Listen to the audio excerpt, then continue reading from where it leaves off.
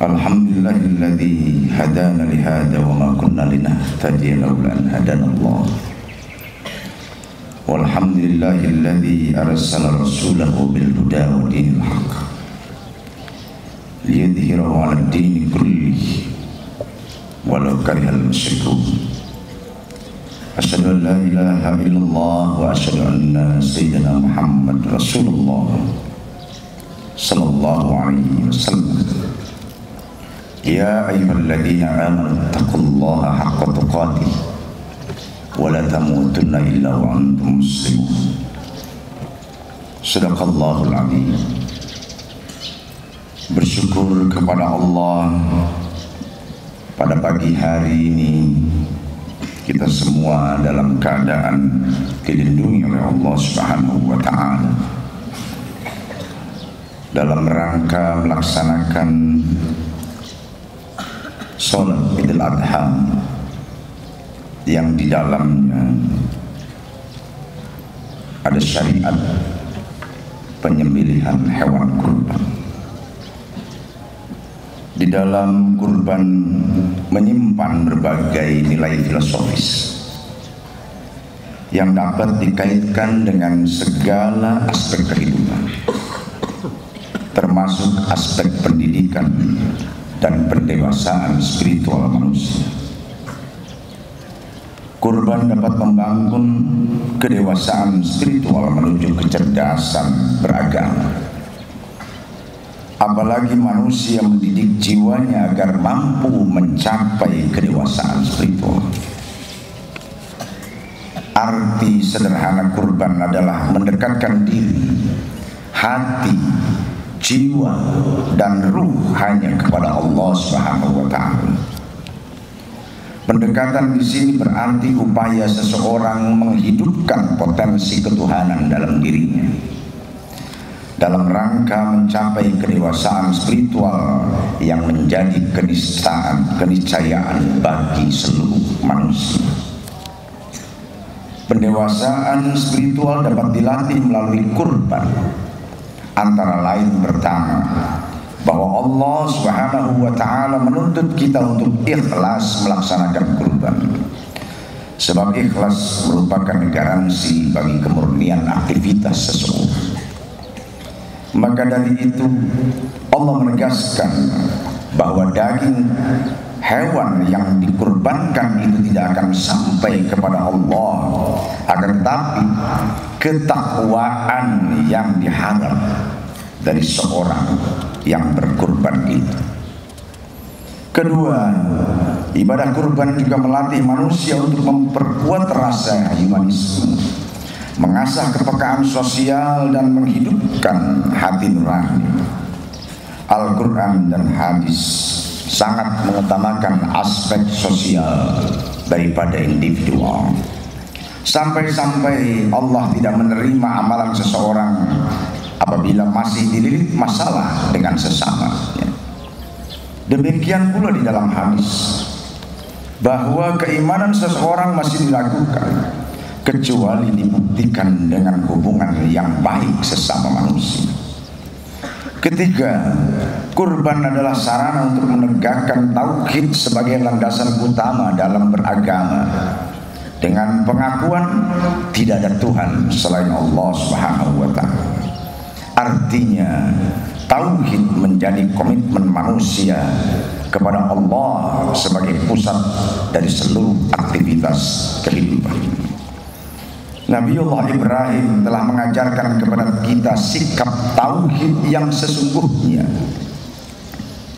Bagaimana ia berhasil mengalahkan egonya, mampu membebaskan dirinya dari penghambaan terhadap materi, berupa mencintai anaknya, dengan keikhlasan mengorbankan anaknya sendiri sebagai bukti ketaatannya kepada Allah Subhanahu wa taala.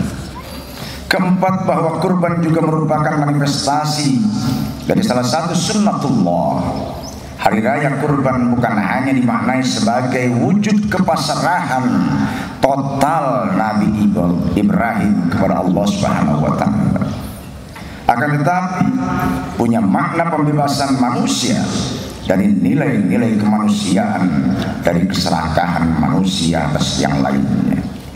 Ketika Allah mengganti Ismail dengan seekor domba, tersirat pesan agar manusia tak lagi menginjak-injak harkat manusia lain, dan menegaskan bahwa Allah Subhanahu wa Ta'ala bukanlah Tuhan yang menghendaki tumbal manusia. Harus diakui, setiap manusia menyimpan potensi kebaikan dan kejahatan. Keduanya saling tarik-menarik dan ingin menguasai. Hal ini tergantung kepada pengalaman, pengetahuan, dan pola interaksi hubungan yang dibangun seseorang dan menjadi mindset bagi masing-masing mereka. Perilaku yang direfleksikan seseorang pasti bersumber dari mindset tersebut. Jika ia baik, maka perilakunya juga baik. Demikian sebaliknya. Oleh karena itu, potensi kejahatan yang ada pada diri manusia harus dikendalikan dan dijinakkan, sebab potensi inilah yang menghalangi manusia untuk menjadi insan kamil. Allahu Akbar, Allahu Akbar, Allahu Akbar, walillahil hamd.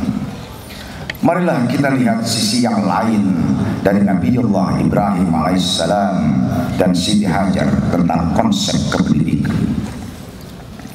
Keberhasilan Nabiullah Ibrahim dan Siti Hajar dalam mendidik putranya adalah sebuah pola pendidikan yang telah terbukti melahirkan seorang generasi yang berpredikat nabi. Kesalehan dan ketaatan Ismail diabadikan Allah dalam Al-Quran, dan sejarah hidupnya menjadi lapak pilas pelaksanaan ibadah haji sampai hari ini. Penyembelihan hewan kurban yang menjadi bagian dari syariat Islam adalah bentuk penjelmaan dari ketakwaan Ismail kepada Tuhannya. Ismail alaihissalam ikhlas menerima tawaran ayahandanya untuk disembelih sebagai pembuktian cintanya kepada Allah Subhanahu wa Ta'ala. Dia telah mampu mengalahkan keinginan nafsu dan tuntutan dunianya, karena sadar bahwa cinta dan ridhonya kepada Allah melebihi segalanya. Untuk itulah kepada segenap umat Islam yang menyembelih hewan kurban hari ini dan 3 hari tasyrik kemudian, berkurbanlah dengan ikhlas, dengan landasan cinta dan takwa kepada Allah Subhanahu wa Ta'ala. Hindari diri dari riya dan motivasi yang bisa merusak pahala kurban. Allah Subhanahu wa Ta'ala berfirman, lan yanalallaha luhumha wala dima'uha walakin yanaluhu taqwa minkum kadzalika sakhkharaha lakum litakabbirullaha ala ma hadakum wa basyiril muhsinin. Begitulah bunyi surat Al-Hajj ayat 37. Kemudian bagaimana pola Ibrahim mencetak kader berpredikat nabi? Al-Quran memberi gambaran dengan tahapan yang sistematis dan detail. Hal ini dapat kita pahami. Pertama, visi pendidikan Ibrahim adalah mencetak generasi saleh yang menyembah hanya kepada Allah Subhanahu wa Ta'ala. Dalam penantian panjang, beliau berdoa agar diberi generasi saleh yang dapat melanjutkan perjuangan agama tauhid. Visi Ibrahim ini diabadikan Allah Subhanahu wa Ta'ala dalam Al-Quran surat As-Sabat ayat 100. Rabbi habli minas salihin. Ibrahim sangat konsisten dengan visi tersebut, tidak pernah terpengaruh predikat titel dan kesalehan. Selain kesalehan, selain keikhlasan, dalam mentransfer nilai kepada anaknya, Ibrahim selalu bertanya, apa yang kau sembah sepeninggalku? Bukan pertanyaan apa yang kamu makan sepeninggalmu. Ibrahim tidak terlalu khawatir akan nasib ekonomi anaknya, tapi Ibrahim sangat khawatir ketika anaknya nanti menyembah Tuhan selain Allah Subhanahu wa Ta'ala. Misi yang kedua pendidikan Ibrahim adalah mengantar Ismail dan putranya mengikuti ajaran Islam secara totalitas. Ketaatan ini dimaksudkan sebagai proteksi agar tidak terkontaminasi dengan ajaran berhala yang telah mapan di sekitarnya. Allah Subhanahu wa taala menjelaskan artinya, dan Ibrahim telah mewasiatkan ucapan itu kepada anak-anaknya.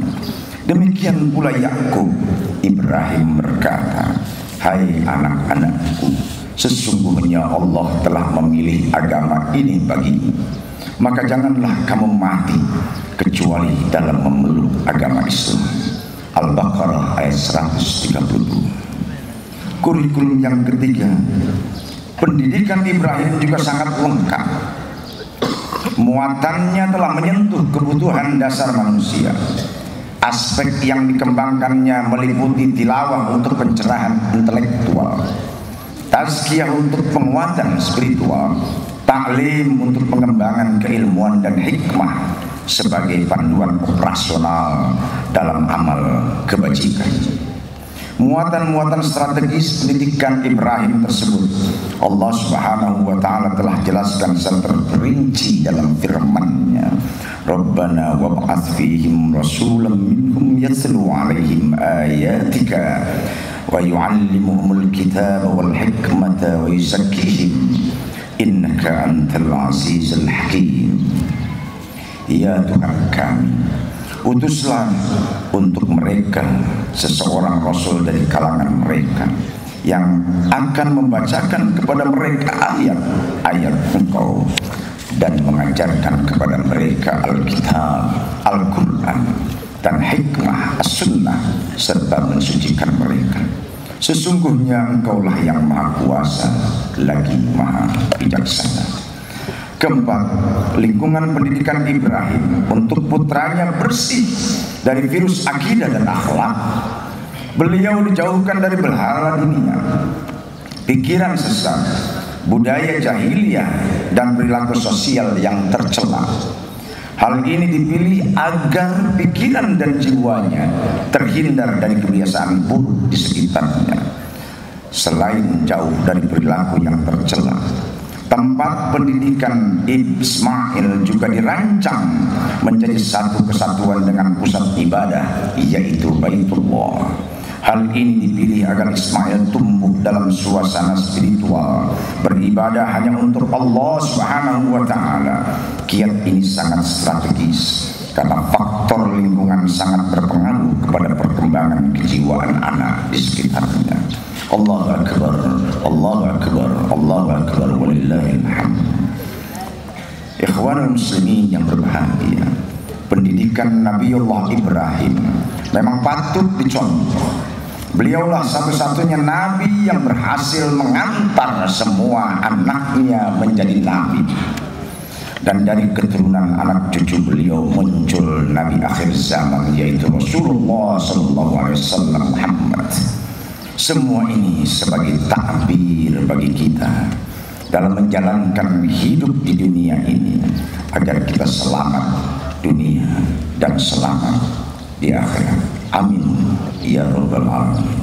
Fastaghfiru innahu huwal ghafurur rahim.